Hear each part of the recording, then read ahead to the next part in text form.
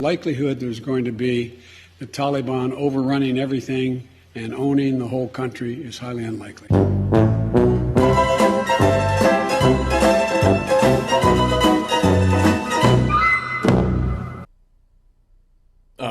It appears as though a bunch of austere scholars have put Afghanistan back on the road to peace. 2 decades and $1 trillion later, it took the Taliban just over a week to take it all back. This after Biden repeatedly assured us that the fighting force that survived 20 years in the crosshairs of the world's most well-funded military wasn't going to retake Afghanistan. Is the Taliban takeover of Afghanistan now inevitable? No, it is not. Because you have the Afghan troops have 300,000 well-equipped as any army in the world. As good as any army in the world? Fucking Toy Story Lego army would have put up more resistance. But rest assured, we can trust a guy who gets lost in bushes to safely evacuate Americans from Kabul. This is not a full evacuation. Really? Kinda looks like one. January 2021. America is back. August 2021. Taliban, please don't touch the embassy, we'll pay you. But don't blame the national security establishment, because to be fair, how could they ever have seen it coming?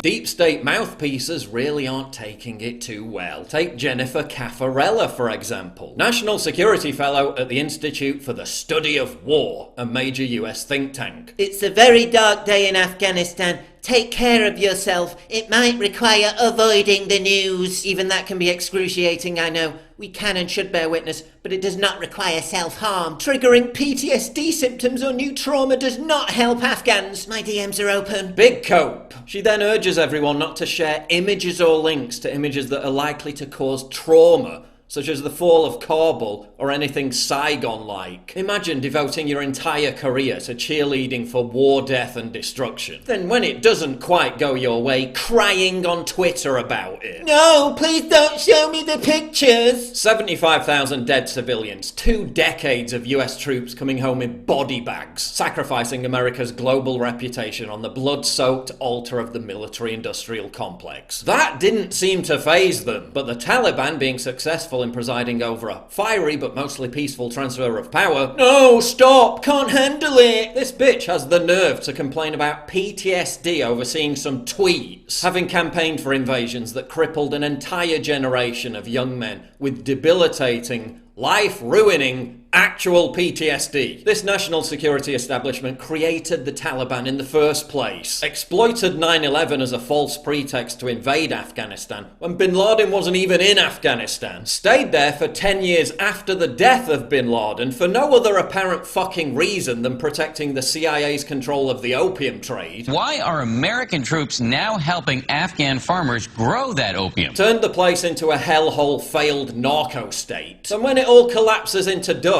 they turn round and say, oh no, don't watch the news. The Taliban is banning the corona vaccine in each new territory that it reconquers. Oh no. Quick, send the troops back in. But hey, at least they wore masks. Surely there's still time to stop the Taliban with some kind of stern hashtag campaign. Surely we can fight back with some kind of Instagram influencer infographic explainathon. Come to think of it, I know the perfect candidate. One sec. Democracy's calling.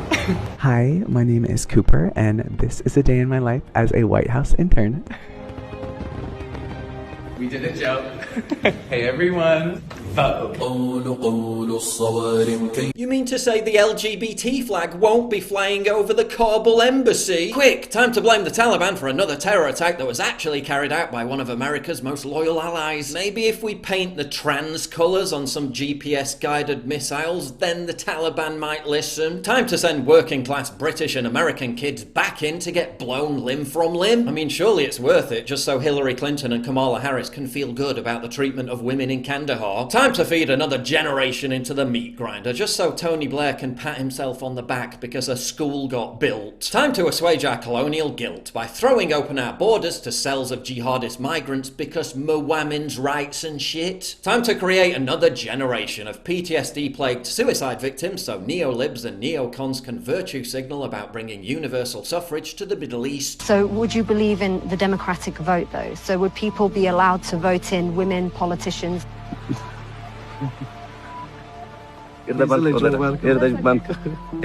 Afghan women forced from banking jobs as Taliban take control. Oh no, not the precious banking jobs! Time for another invasion. And where's the resistance to the Taliban from the Afghans themselves? Bit rude to show such a lack of appreciation for the 7,000 bombs we've been dropping on their country every single year. The Pope has called for peace in Afghanistan. Yeah, thanks for that stunning contribution, Francis. Now get ready to start washing more feet, because Afghanistan's crisis will soon be Europe's too. I really don't see what the problem is. Now once again we get to enjoy the wonderful diversity that hundreds of thousands more refugees will bring to the continent.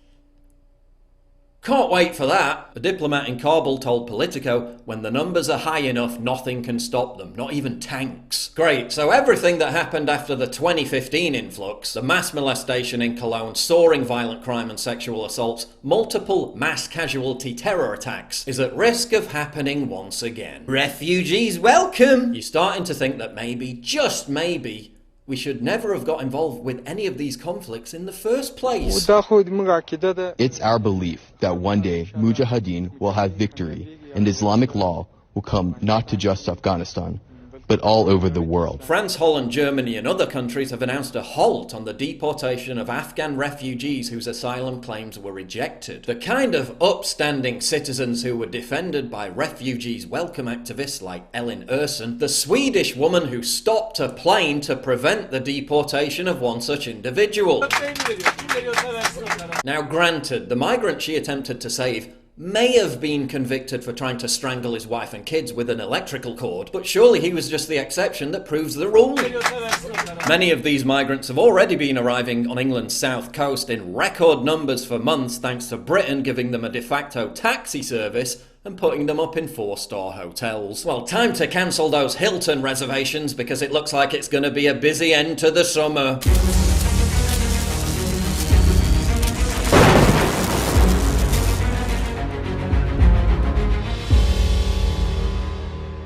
To get exclusive content, early access, behind-the-scenes stuff, and to personally interact with me, please sign up for my community at pauljosephwatson.locals.com.